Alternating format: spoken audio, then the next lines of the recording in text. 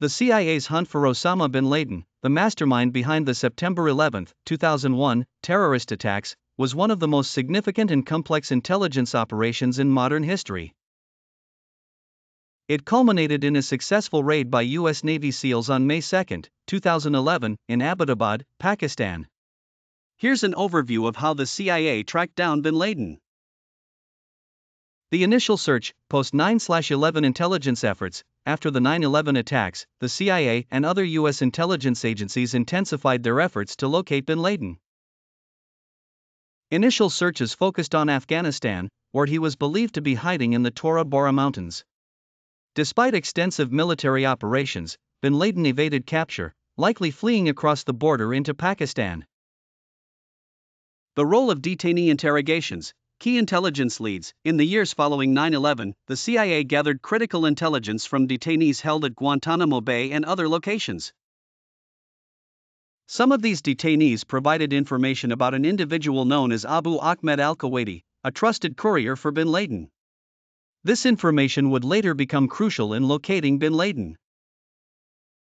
Identification of the courier. Through a combination of intelligence gathering, electronic surveillance, and interrogations, the CIA identified al-Kuwaiti as a significant lead.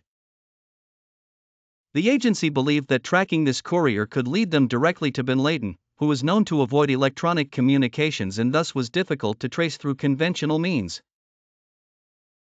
Tracking the courier. Surveillance in Pakistan. In 2010, the CIA traced al-Kuwaiti to a large, fortified compound in Abbottabad, Pakistan.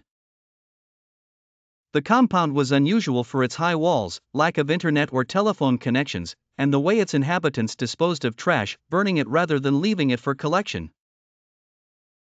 Compound analysis. Analysts at the CIA grew increasingly convinced that the compound housed someone of great importance, possibly bin Laden himself. The compound's design, security features, and the behavior of its residents all pointed to the presence of a high-value target. Planning the operation. President Obama's decision. By early 2011, after months of surveillance and analysis, President Barack Obama and his national security team were presented with the intelligence gathered by the CIA. Despite the lack of direct visual confirmation that bin Laden was in the compound, the evidence was compelling enough for President Obama to authorize a raid.